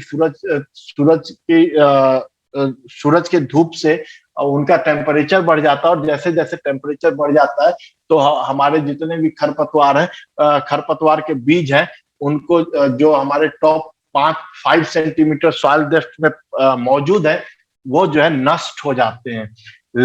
लेकिन एक मेलिलोटस स्पेसीज है जिसको हम सेंजी कहते हैं, सफेद सेंजी और पीली सेंजी, मेलिलोटस अल्बा एंड मेलिलोटस इंडिका। ये जो दो स्पीसीज हैं, ये जो है सोलराइजेशन, अगर आप सोलराइजेशन मेथड को अडॉप्ट करेंगे तो इन दो स्पीसीज ये नष्ट नहीं होती हैं। फिर मल्चिंग की बात करते हैं। हमने वहां पे भी बात किया था कि जो खरपतवार है उनको अगर हम सूरज की रोशनी ना दें तो वो जर्मिनेट नहीं करेंगे, अंकुरित नहीं होंगे। यहाँ पर मल्चिंग में भी सबसे मुख्य सिद्धांत यही है कि हमें जो है, जो हमारा भूमि का पर्यावरण है उसको सूरज की रोशनी को मतलब देना ही नहीं, सूरज की रोशनी से उसको जो है अलग थलग रखना है, जिसकी वजह से हमारे जो टॉप 5 सेंटीमीटर सॉइल डेप्थ में जितने भी खरपतवार के बीज हैं वो जर्मिनेट नहीं कर पाए। इसके लिए क्या करना है कि अगर जो है आप पॉलीथीन सीड्स दे रहे हैं, नेचुरल मटेरियल, इसमें भी बहुत तरह के आते हैं। पॉलीथीन सीड्स दे रहे हैं तो वो पतली सी जो पॉलीथीन सीड्स आती है सिल्वर ब्लैक वाली, वो आप दे सकते हैं, उससे जो है आपका काफी अच्छा काम करेगा। लेकिन हम जब जैविक खेती की बात करते हैं तो मोस्टली हम जो है जैविक, जो भी हमारा ऑर्गेनिक मैटर है, जैविक पदार्थ है, उसकी हम बात करेंगे कि हम उसको देने का कोशिश करेंगे कि वो हम दें, जिसकी वजह से जो है हमारा जो खरपतवार है वो काफी अच्छे से मैनेज हो। साथ ही साथ वो जो जैविक पदार्थ को हम मल्चिंग मटेरियल के रूप में दे रहे हैं, तो मल्चिंग मटेरियल के रूप में देने से वो हमारे खेत की ऑर्गेनिक मैटर, ऑर्गेनिक कार्बन और physical, chemical and biological properties जो भी हैं, जैसे कि पीएच मान हो गया, अवेलेबिलिटी ऑफ द विभिन्न प्रकार के पोषक तत्व हैं जिसमें nitrogen, phosphorus, potash, sulphur, calcium, magnesium और माइक्रोन्यूट्रिएंट्स जैसे कि zinc, manganese, iron, boron, copper, ये सारी चीजें हैं, उनकी भी उपलब्धता साथ ही साथ काफी अच्छे से धीमे तरीके से हो सके और पूरे फसल चक्र के दौरान उनको काफी मतलब धीरे धीरे करके जो हमारे पोषक तत्व हैं काफी अच्छे से मिले। साथ ही साथ जो हमारा पानी है, पानी जो भारतीय कृषि है वो जो है रेनफेड है, वर्षा आधारित कृषि है, तो खरीफ सीजन में तो हमको पानी मिल जाता है, लेकिन रबी और जायद सीजन में पानी की कमी होती है, तो हम वहां मल्चिंग का प्रयोग करके पानी का संचयन हम उस पर्टिकुलर खेत में कर सके, ताकि हमें हमारी फसल को अलग से पानी देने की आवश्यकता ना पड़े। इसके बाद जो है ब्लाइंड टीलेज ऑपरेशन है। ब्लाइंड टीलेज ऑपरेशन में क्या करते हैं कि जो है हम क्रॉप की सोइंग कर देते हैं, और सोइंग करने के बाद क्रॉप प्लांट्स का जो सीडलिंग जो इमर्ज होता है, सीडलिंग जो उत्पन्न होता है, उसके उत्पन्न होने से पहले जो है हम एक हैरो की मदद से पूरा का पूरा, या हो की मदद से हम पूरा का पूरा खेत को फिर से पतवार कर देते हैं। तो ये है। नेक्स्ट,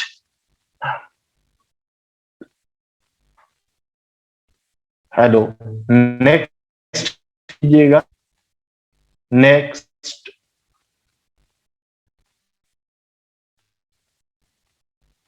नेक्स्ट, हाँ फिर नेक्स्ट कीजिए। ये मैकेनिकल वीडर्स हमारे जो है काफी सारे हैं। अब कल्चरल मेथड्स की बात करते हैं। कल्चरल मेथड्स के केस में हमारे पास बहुत सारे जो है एग्रोनॉमिक प्रैक्टिसेस हैं जिनको कि हमें देखना पड़ता है। इसमें जो है जो सबसे इम्पोर्टेंट आपका एग्रोनॉमिक प्रैक्टिसेस है वो है स्मोदर और कवर क्रॉप्स।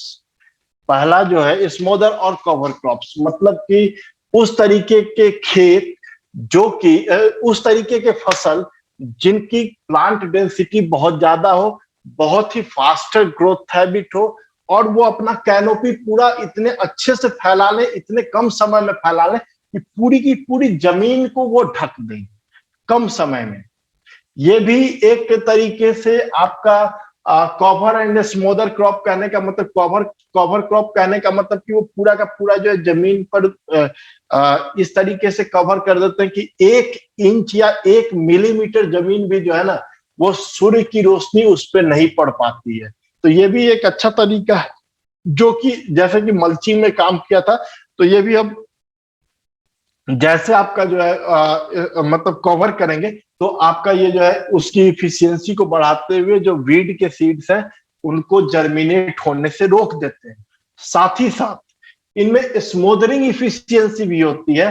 तो ये खरपतवारों के साथ जो है क्या करते हैं, अपने आप को काफी जो है खरपतवारों के साथ जो है ये अपने आप को compete करते हैं और खरपतवारों के इफेक्ट को सप्रेस करते हैं, उनके ग्रोथ एंड डेवलपमेंट को सप्रेस करते हैं। तो इसमें जैसे आपका मूंग बीन हो गया, फिर उड़द हो गया, फिर काउपी हो गया, क्लस्टर बीन हो गया, ऐसे जो शॉर्ट ड्यूरेशन क्रॉप्स हैं, शॉर्ट ड्यूरेशन वाले फसल हैं, इनका हम स्मोदर एंड कवर क्रॉप्स में काफी अच्छे से उपयोग कर पाते हैं। नेक्स्ट है समर टिलेज। समर टिलेज कहने का मतलब कि हमें गर्मी के समय में डीप टिलेज ऑपरेशन करना है, जिसकी वजह से हम जो है जो हमारे बहुवर्षीय खरपतवार है उनको हम जड़ से उखाड़ कर और उनका हम नियंत्रण कर सकें। फिर सबसे जो इम्पोर्टेंट चीज है वो है कि आपको ऑप्टिमम प्लांट पॉपुलेशन को मेंटेन करना है और ऑप्टिमम टाइम ऑफ सोइंग को मेंटेन करना है, यानी कि सही समय से बिजाई और सही जो है पौधे मतलब कि पौधे की संख्या।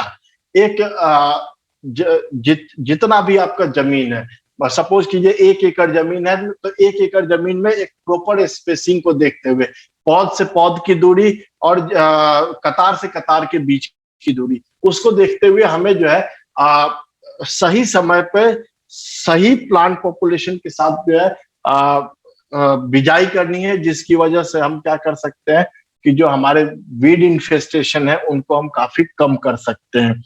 फिर स्टेल सीड बेड मेथड है। स्टेल सीड बेड मेथड में क्या करते हैं कि हम जो है खेतों में बिजाई से पहले एक बार सिंचाई कर देते हैं, सिंचाई करने के बाद जुताई करने के बाद सिंचाई कर देते हैं। सिंचाई करने पर क्या होता है कि खरपतवार उगते हैं, काफी तेजी से उगते हैं। जैसे ही वो खरपतवार उगते हैं तो हम उनको हैरो चला के 1 से 2 बार या 3 बार हैरो चला के उन खरपतवारों को हम जो है जमीन से उखाड़ते हुए पूरा का पूरा हम एक अलग जगह पर इकट्ठा कर लेते हैं, जिससे क्या होता है कि खरपतवारों की संख्या में काफी कमी आ जाती है। फिर हम जो है उस खेत में अपने फसल की बिजाई करते हैं। नेक्स्ट है आपका फसल चक्र। फसल चक्र में आपको ये ध्यान देना होता है कि आप अगर खेतों में एक प्रकार की ही फसल उगाते हैं तो उस फसल में होने वाले खरपतवारों का दबाव बढ़ जाता है। बढ़ने का मतलब क्या कि एक ही तरह का आप फसल उगाएंगे तो उससे क्या होगा कि उसी तरीके के खरपतवार जो है बारंबार वहां आते चले जाएंगे। तो इससे क्या होता है कि उनका जो नियंत्रण और प्रबंधन है वो काफी जो है मुश्किल हो जाता है। तो इसीलिए हमें इन चीजों का ध्यान देते हुए फसल चक्र में परिवर्तन करके फसलों को लगाना होगा, जिससे कि खरपतवारों की अंकुरण क्षमता और वृद्धि जो है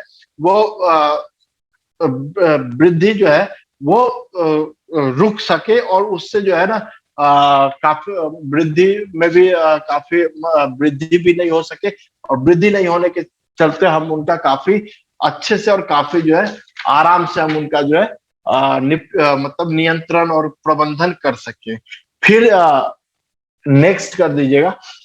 फिर जो है किस्म का चुनाव, किस्म कैसा जो है प्रजाति होना चाहिए, कैसा जो है प्रभेद होना चाहिए फसल का, इस चीज को हम ध्यान में रखते हुए हमें उसका चुनाव करना चाहिए। जैसे कि हमें सबसे जो मुख्य चीज देखनी होती है कि जो भी फसल या जो भी प्रभेद का हम चुनाव करेंगे वह शीघ्र उगने वाली होनी चाहिए, अर्ली अर्ली ग्रोथ होना चाहिए और अधिक क्षेत्र घेरने वाली होनी चाहिए, कैनोपी उनका फास्ट ग्रो करना चाहिए। तो ऐसे से क्या होता है, इनसे क्या होता है कि ये जो जितना जल्दी अपने ग्रोथ को वो करके जितना जल्दी वो करेंगी, तो खरपतवारों के साथ ये इनका कॉम्पिटिटिव इफेक्ट ज्यादा होगा और खरपतवारों को ये आसानी से नियंत्रित कर लेंगी। फिर जो है आपका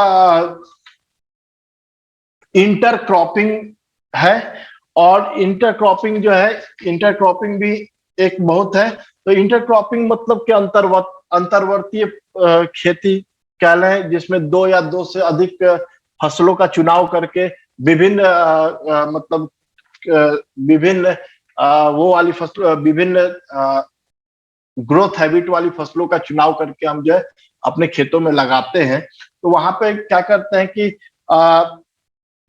मुख्य फसल की कतारों के बीच में हम ऐसी फसल को लगा देते हैं जो कि खरपतवार की वृद्धि को दबा देती है। साथ ही साथ जो है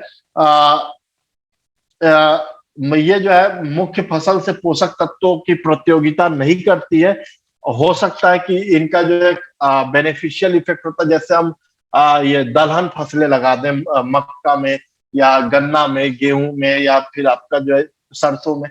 दलहन फसलें जैसे हम लगाते हैं तो क्या होता है कि वो आपका जो है तुरंत के तुरंत जो है पूरा जमीन को कवर कर लेंगी। कवर करने के साथ साथ जो है आपका सिम्बायोटिक एसोसिएशन में नाइट्रोजन की भी उपलब्धता कराएंगी, या किसी अन्य मतलब जो भी पोषक तत्व है उनकी भी उपलब्धता कराते चली जाती हैं।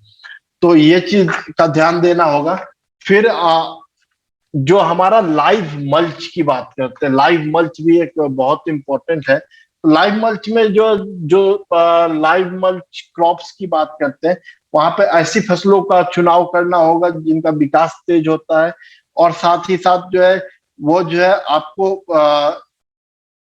जो उनका अवशेष है वो मृदा की सतह को भी ढक लेगा। मृदा की सतह को ढकते हुए खरपतवारों की संख्या को भी कम करेगा, और कम करते हुए पूरा का पूरा जो है सजीव आच्छादन का काम करता है। मृदा की संरचना में भी सुधार करेगा, उर्वरा शक्ति में भी वृद्धि करेगा, और कीड़े मकोड़ों और एवं रोगों से भी रोकथाम करेगा। नेक्स्ट, अब हम आते हैं जो बायोलॉजिकल मेथड है वीड मैनेजमेंट की। इसमें बहुत सारे मेथड्स हैं, जिसमें कि कुछ इंसेक्ट है। अब जब इंसेक्ट की बात करते हैं तो दो एग्रीकल्चर के टर्म में, कृषि के टर्म में दो तरह के इंसेक्ट होते हैं। पहला होता है कि वो हानिकारक इंसेक्ट होते हैं, हानिकारक कीट होते हैं। दूसरे होते हैं कि वो लाभकारी कीट होते हैं। तो हानिकारक कीट हमारे बहुत कम है और लाभकारी कीट बहुत ज्यादा है। हम क्या करते हैं कि जैसे जैसे कीटनाशक का प्रयोग करते हैं तो हमारे हानिकारक कीट उसके प्रति रेसिस्टेंस गेन करके वो अपनी जनसंख्या बढ़ा रहे हैं, लेकिन लाभकारी कीट हमारे मरते चले जा रहे हैं। तो हमारे जो भी कीट है मोस्टली वो होस्ट स्पेसिफिक कीट्स का हम उपयोग करेंगे, जहां पे उनके कुछ ऑर्डर्स हैं। जैसे कि आपका पुटुस लैंटेना के केस में जो है कॉक्सीडोमा लैंटेना का उपयोग करेंगे। पार्थेनियम के केस में जो है जाइगोग्रामा बाइकोलोरेटा का यूज करेंगे। वाटर हायासिंथ जलकुंभी के केस में नियोचेटिना ब्रुची और नियोचेटिना इखॉर्नी का उपयोग करेंगे।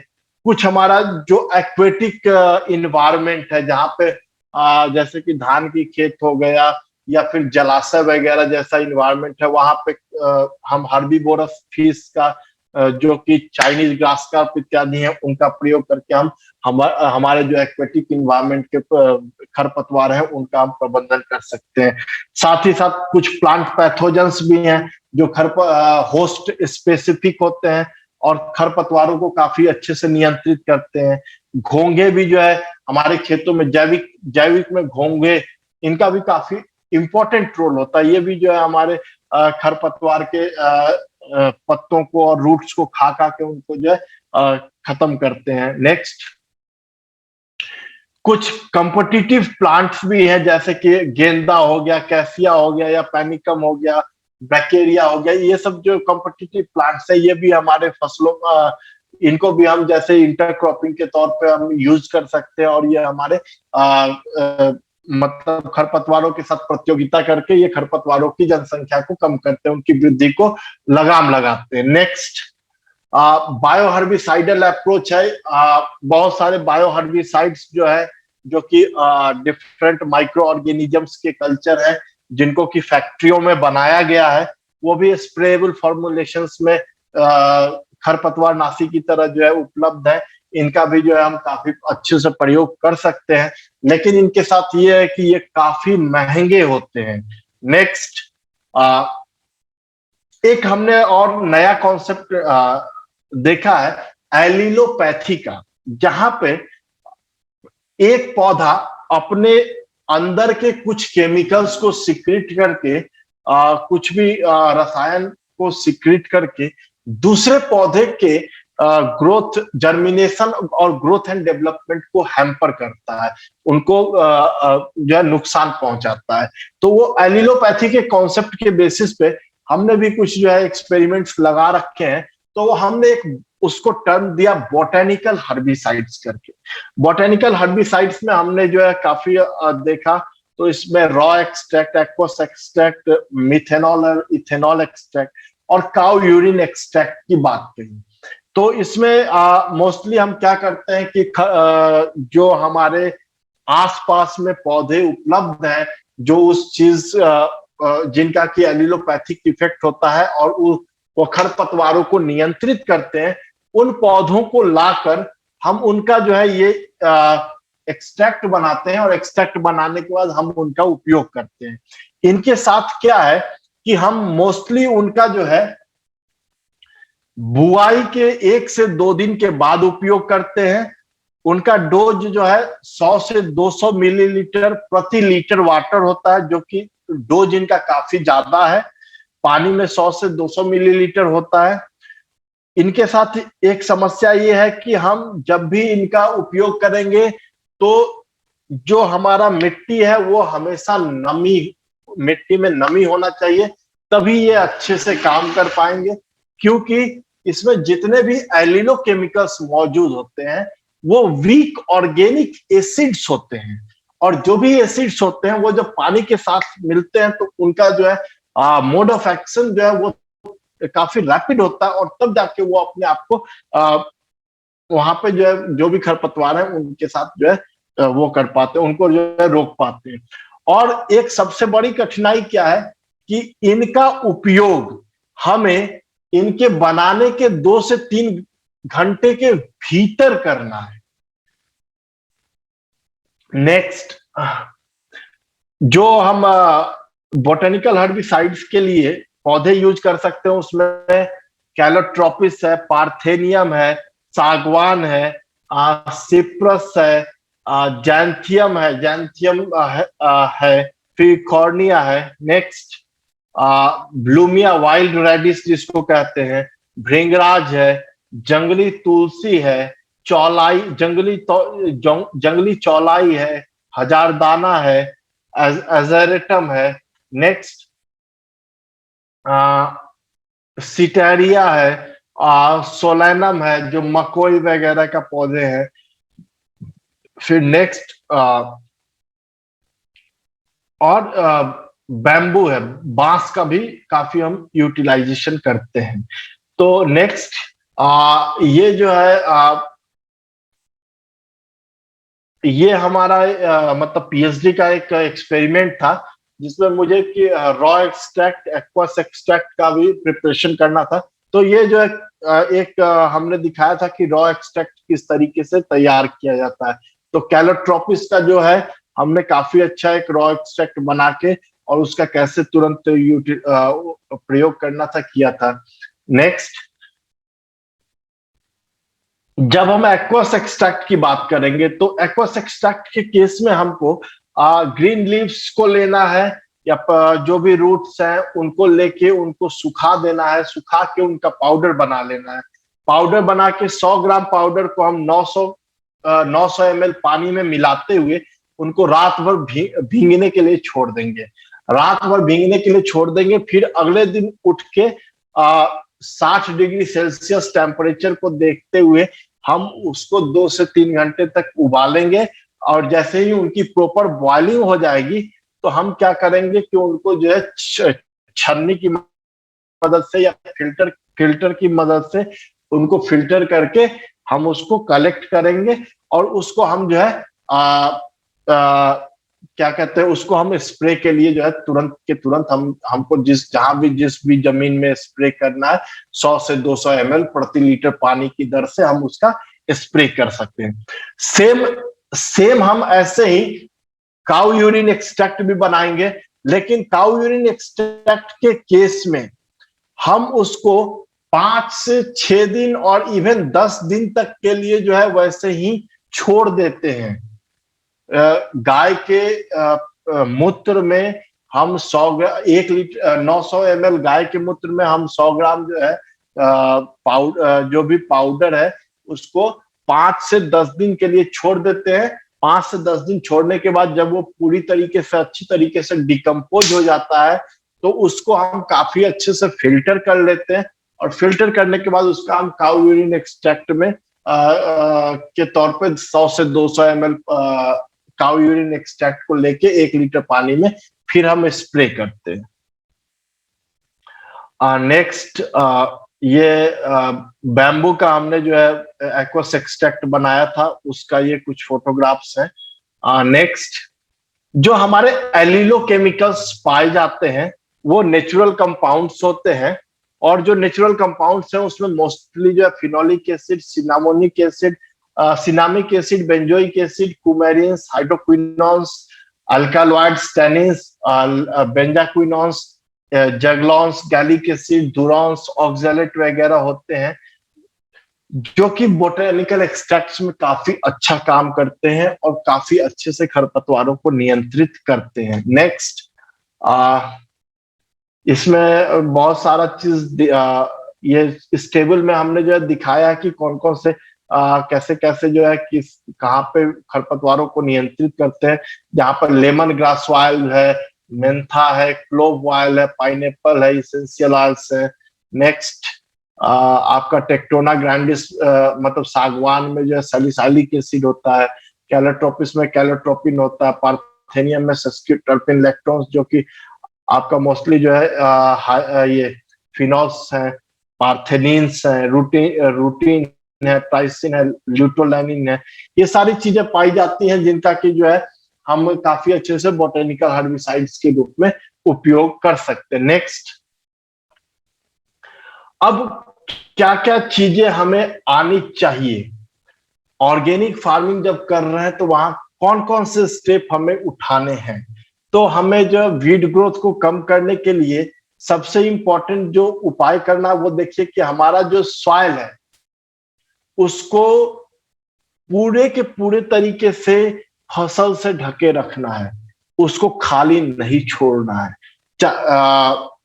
टाइम और स्पेस दोनों डायमेंशन में, स्पेस डायमेंशन में हमको अगर कहीं दो फसलों के बीच मुख्य फसल की 2 कतारों के बीच में भी स्पेस खाली दिखता है तो वहां कोई अंतर्वर्ती फसल लगा के उसको भी जो है पूरा ढक देना है भूमि को। और टाइम डायमेंशन में खरीफ के बाद रबी, रबी के बाद जायद, तीनों सीजन में हमें फसल चक्र को अपनाते हुए जब फसलों को लगा के और जो जमीन है उसको खाली रखने के नहीं रखना है, वहां पे हमें उसको पूरी तरह से आच्छादित करके रखना है। फिर जो नेक्स्ट अगर जो है हम इंटरक्रॉप्स नहीं लगा रहे हैं तो वहां क्लोज रो स्पेसिंग के क्रॉप्स लगाएंगे, और या हम इंटरक्रॉप्स नहीं लगा रहे हैं तो वहां पे हम मल्चिंग को अडॉप्ट करेंगे। नेक्स्ट जो हमारे वीड्स हैं, जो हमारे खरपतवार हैं, इनको जो है ये ध्यान देने के लिए वो करना है कि कौन सी क्रॉप हमारे खेत में लगी है, क्या उस क्रॉप का आर्किटेक्चर है, किस तरीके से वो लगी है, क्या उसका प्लांटिंग टाइम है, क्या उसका हार्वेस्टिंग टाइम है, कैसे उसमें टीलेज ऑपरेशन हुआ, क्या क्या उसमें फर्टिलाइजर या पानी या दूसरे अन्य रिसोर्सेज का यूटिलाइजेशन हुआ। तो उनको ये गेस करते रहने देना है ताकि वो गेस करते करते अपना जो है ग्रोथ एंड डेवलपमेंट को चॉक कर ले, क्योंकि उनको पता ही नहीं चल सके कि उनके लिए सुटेबल इन्वायरमेंट कब आ रहा है। तो इस चीज का जो है हमें काफी ध्यान रखना है कि हमें इस तरीके का क्रॉप रोटेशन को अपनाना है जहां पे हमारे खरपतवार अपने लिए सुटेबल जो है माइक्रो क्लाइमेटिक कंडीशन ढूंढते ढूंढते खुद में कंफ्यूज रहे कि भाई हमें कब जो है अपने आप को जर्मिनेट करना है, कब ग्रोथ करना है, कब फ्लावर प्रोड्यूस करना है, कब जो है सीड फॉर्म करना और कब जो है अपना लाइफ साइकिल कंप्लीट करना है। नेक्स्ट, कॉम्पिटिटिव क्रॉप्स को हम ग्रो करेंगे जिसमें कि लोकली अडेप्टेड वेराइटीज को लेंगे, सबसे इंपॉर्टेंट जो चीज है, क्योंकि हम बहुत मुख्य तौर पर हम जो है क्या करते हैं कि हाइब्रिड्स लेते हैं या फिर जो है हाई यील्डिंग वेराइटी जो दूसरे इन्वायरमेंट की है उसको हम काफी यूटिलाइज करते हैं। तो उसको देखते हुए उसके अपेक्षा में लोकली अडेप्टेड वेराइटीज को हम लेंगे, प्रभेदों को लेंगे जो कि काफी अच्छा उस मतलब क्लाइमेटिक और सॉइल इन्वायरमेंट में काफी अपने आप को काफी अच्छा रेसिस्ट और टॉलरेंट कर सकती है और खरपतवारों से काफी अच्छा कंपटीशन देके अपने आप को सस्टेन करके अपना ग्रोथ एंड डेवलपमेंट कर सकती है। मोस्टली ट्रांसप्लांटिंग हो सके तो ट्रांसप्लांटिंग या डायरेक्ट सीडिंग के केस में, जैसे जीरो टिलेज और एडॉप्ट कर रहे हैं तो डायरेक्ट सीडिंग हम करेंगे, वहां पे उस चीजों को मेंटेन करना है, सॉइल की क्वालिटी को मेंटेन करना है, क्रॉप के न्यूट्रिशन को और जो भी ग्रोइंग कंडीशन है जैसे ऑप्टिमम टाइम ऑफ सोइंग हो गया, प्रॉपर यूटिलाइजेशन, प्रॉपर मतलब मॉइस्चर जो है जब जरूरत हो खेतों को तब देना है, खेतों को पानी, फसल को जो है ना ये जो भी पोषक तत्व है और पानी है वो फसल को देना, वो वीड को नहीं देना है। इस चीज को हम ध्यान में रखते हुए अपना जो है उस तरीके का क्रॉप को ग्रो करना है। नेक्स्ट, कवर क्रॉप्स, जब हम किसी तरीके की क्रॉप लगाने की इच्छा नहीं है तो वहां पे उससे हमें कवर और स्मोदर क्रॉप्स को लगाना है जो कि हमारे लिए क्या करें तो उनका जो है उनकी क्वालिटी होना चाहिए कि वो हमारे खरपतवारों से डायरेक्ट कंपटीशन करके अपने आप को खुद इस्टेब्लिश करें, ना कि खरपतवारों को इस्टेब्लिश होने दें। पूरा का पूरा जो है जमीन को कवर कर दें जिससे खरपतवार के जो बीज हैं वो जर्मिनेट ना कर पाए। उनमें ऐसी एरिलोपैथी की इफेक्ट होनी चाहिए कि वो खरपतवारों के बीजों को जो है जर्मिनेट होने के समय मार सकें, या जो है जो इन्वायरमेंट है वो सबको मॉडिफाई कर सके। तो इस तरीके की, और मोस्टली फॉडर क्रॉप्स या कोई शॉर्ट ड्यूरेशन पल्स क्रॉप्स को हम ले सकते हैं और यहाँ पे काफी अच्छे से हम उसका यूटिलाइजेशन कर सकते हैं। नेक्स्ट, जो हमारा सीड बैंक है, हमेशा हम एनुअल प्लानिंग से ही कहते आए हैं कि हमारा पहला कॉन्सेप्ट है to reduce the soil seed bank. तो हमको अपने सीड बैंक को कम करना है। तो वहां पे अगर खेतों में खरपतवार आ भी जा रहे हैं तो उनका हमें जो है सर्विलांस करते रहना है कि उन खरपतवारों में फूल ना आए, उसमें बीज उत्पन्न ना हो। इस चीज को हमेशा जो है हमें वो करना है। अगर उनका वेजिटेटिवली प्रोपगेट होने वाले हैं तो उनको जो है वेजिटेटिवली प्रोपगेट होने से भी रोकना है।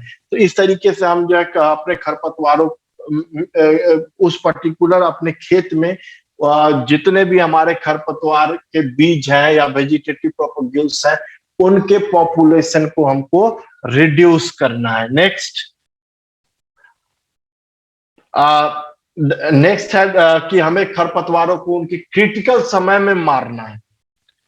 क्रिटिकल समय में मारते हुए हमें क्रिटिकल समय में मारने के लिए बहुत सारे तरीके, अब तो ऑर्गेनिक वीड कंट्रोल में भी बहुत सारे तरीके के जो है मैकेनिकल वीडर्स आ गए हैं जिनका हम यूटिलाइजेशन कर सकते हैं। तो उसके लिए किस तरीके से हम मारेंगे, तो क्या क्या चीजें हैं, हमें जो खेत हमारा होना चाहिए वो एकदम साफ सुथरा होना चाहिए। जो हमारे क्रॉप्स है, जो भी सीड हम ले रहे हैं या सीडलिंग्स हम ले रहे हैं वो भी साफ सुथरे होने चाहिए। उसमें वीड सीड्स या वीड सीडलिंग्स, खरपतवार के सीडलिंग्स नहीं होने चाहिए। और जो क्रिटिकल पीरियड है, क्रांतिक काल है, उस क्रांतिक काल में जो इनिशियल शुरुआत का 1/3 फसल चक्र का जो समय है वहां पे हमें खरपतवारों को एकदम कम रखते हुए और खरपतवारों के बीज को उत्पन्न होने से रोकना है। नेक्स्ट, बहुत सारे कल्टीवेशन टूल्स भी जो है अब आ गए हैं ऑर्गेनिक जैविक खेती में खरपतवार के नियंत्रण के लिए। अभी उनका भी हम काफी अच्छे से प्रयोग कर सकते हैं।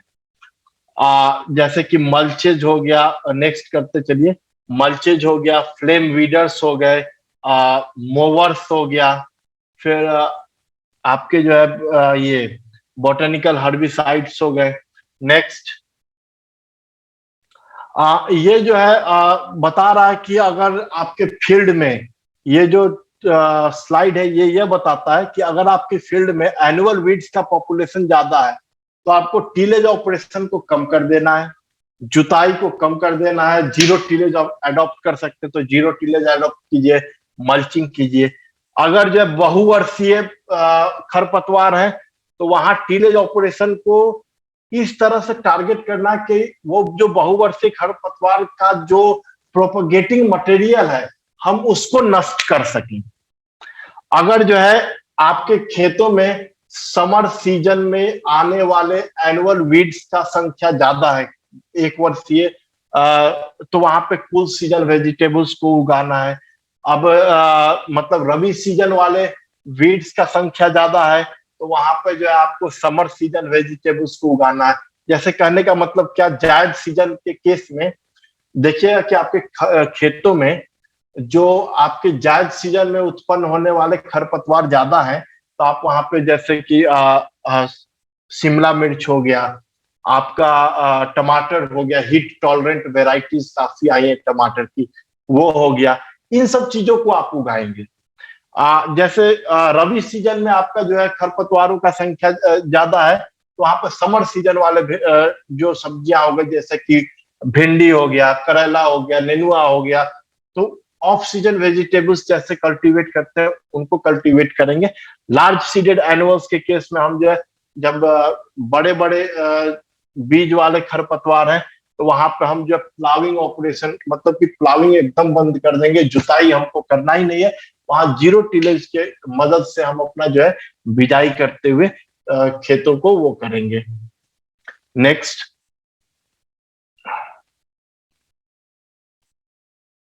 धन्यवाद।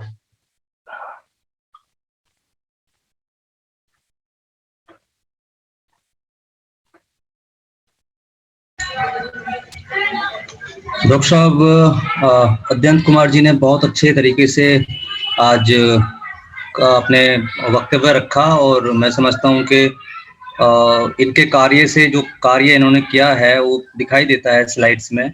बहुत अच्छी मेहनत से स्लाइड्स बनाई हुई हैं और बहुत अच्छा काम भी डॉक्टर साहब ने किया है। तो अब मैं सभी से गुजारिश करूंगा कि जिनका कोई सवाल हो पार्टिसिपेंट्स का तो वो अपना हैंड रेज कीजिए और डॉक्टर साहब जो है उनका जवाब देंगे। हेलो,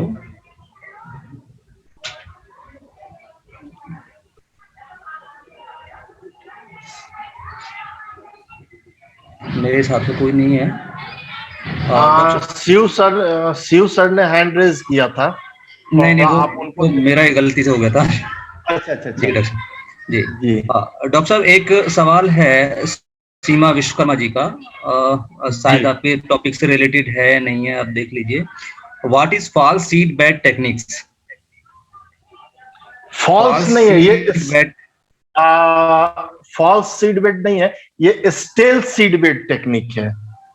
ओके, हाँ, STALE, stale seed bed technique. Actually इसमें क्या होता है कि एक मिनट मैं इसको सुधार देता हूँ।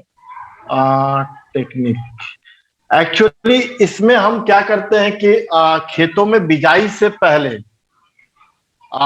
हम जो है जुताई करके और सिंचाई कर देते हैं। जुताई करने के बाद सिंचाई करने से क्या होता है कि जितने भी हमारे मतलब खरपतवारों के बीज हैं जो हमारे जमीन के अंदर में है वो ऊपर चले आते हैं और वो जो है फेवरेबल इन्वायरमेंट उनको मिलता है तो वो अपने आप को जर्मिनेट करते हैं। और जैसे वो जर्मिनेट किए तो जैसे ही जर्मिनेट करते हैं तो हम हैरो चला के वो पूरे के पूरे जो है खरपतवारों को नष्ट कर देते हैं। तो उसमें हम 1 से 2 बार उनको जो है उगने देते हैं और 1 से 2 बार जैसे हम उनको उगने देते हैं, जैसे वो उगते हैं हैरो हमने चलाया 2 बार, 1 बार, 2 बार, 3 बार, जो जितनी बार हुआ हैरो चला के हम खरपतवारों के बीजों को नष्ट करके उनकी संख्या को हम अपने जमीन के अंदर से कम कर देते हैं। फिर हम जिस भी फसल की बिजाई करनी होती है उसकी बिजाई करते हैं। हाँ जी डॉक्टर साहब, तो मेरे ख्याल से समय भी काफी हो चुका है और मैं आपका बहुत बहुत धन्यवाद करता हूँ डॉक्टर साहब। आपने बहुत अच्छे से और इतना जो ज्ञान है वो वास्तव में आपने रियल में काम किया है। से निवेदन करूंगा कि वो वोट ऑफ थैंक्स करें और आपका और बाकी सारे पार्टिसिपेंट्स का शुक्रिया अदा करें। जी please come hello to doctor हाँ, कौन आ रहा है? हेलो हेलो हाँ हेलो जी सर, जी सर आप ओके। जी सर, अत्यंत आपको धन्यवाद करना सर। आज वेबिनार इनके weed management in weed management पे लंबे अनुभव को दर्शाता है। निश्चित रूप में ऑर्गेनिक फार्मिंग की के लिए जो सबसे बड़ा चैलेंज है आज की तारीख में वो है जो है खरपतवारों का प्रबंधन कैसे करें और उससे अपनी फसल को बचा के बेहतर गुणवत्ता युक्त खाद्यान्न का उत्पादन कर मानव स्वास्थ्य के प्रति अपने जो है कंट्रीब्यूशन को कैसे बढ़ाएं। निश्चित रूप से बहुत ही चैलेंजिंग, बहुत ही टीडियस जॉब है आज की तारीख में खरपतवारों का प्रबंधन करना। एक लंबे अनुभव का परिणाम ये रहा कि अद्यंत जी ने आज विस्तृत में सभी प्रकार की चर्चाएं की और जिनका लाभ मैं ये मानता हूं कि हमारे जो आज के जो है किसान भाई रहे, सभी किसान भाइयों को निश्चित रूप से उनके इस लंबे अनुभव का लाभ मिलेगा। अगर कोई किसान भाई हैं जो ये उनका ये कोई अन्य प्रश्न भी हैं इस विषय से संबंधित, तो वो बलराम संदेश के मेल आईडी पे भी अपनी जानकारी दे सकते हैं। लगभग 60-65 लोग आज के जो है किसान जो है आज के इस वेबिनार में उपस्थित रहे। मैं सभी का धन्यवाद करता हूं। साथ ही टीम बलराम का धन्यवाद करता हूं कि इस महत्वपूर्ण विषय में उन्होंने जो है वेबिनार को आयोजित किया, उसकी महत्ता को समझा और साथ ही साथ ऐसे अनुभवी व्यक्ति को हम सबके सामने जो है आज किसानों के सामने प्रस्तुत किया जिन्होंने इस चीज को, इस प्रेजेंटेशन को बनाने में, सारी जानकारियों को संकलित करने में बहुत मेहनत की।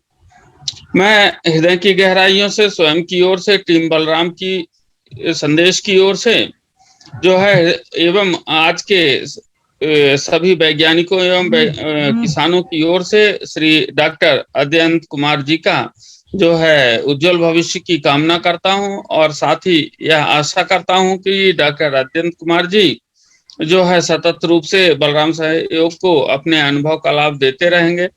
आज के वेबिनार को ऑर्गेनाइज करने में महत्वपूर्ण योगदान हमारे शुभम जी का था, जिन्होंने अद्यंत जी से जो है निवेदन किया और साथ ही साथ उनको तैयार किया कि वो एक बेहतरीन प्रेजेंटेशन के माध्यम से जानकारी हमारे किसानों तक जो है इस मेजर चैलेंज की सामान्य रूप से किसी को भी, जैसे कल मुझे एक टॉपिक मिला है ऑर्गेनिक फार्मिंग का, जिसका एज ए रिसोर्स पर्सन के रूप में मुझे प्रेजेंटेशन देना है। अब मैं ऑर्गेनिक फार्मिंग समझता हूँ, जानता हूँ, लेकिन ऐसा कोई प्रैक्टिकल अनुभव नहीं है, तो एक हिचक सी होती है कि जिस सब्जेक्ट के आप ज्ञाता नहीं है, केवल समझते हैं उस सब्जेक्ट की महत्ता को, उसको आप जस्टिफाई कैसे करेंगे।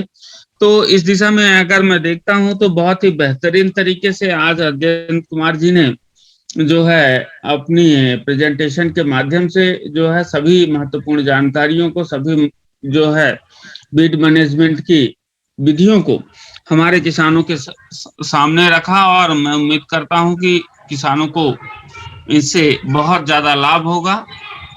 तो इन्हीं सब बातों के साथ मैं आभार प्रकट करता हूं अद्यंत जी का, टीम बलराम का और हमारे किसान भाइयों का, साथ ही साथ साथी वैज्ञानिकों का, जिन्होंने जो है आज इस वेबिनार में भाग लिया। सभी को शुभ रात्रि, आपका हृदय से आभार। Good night.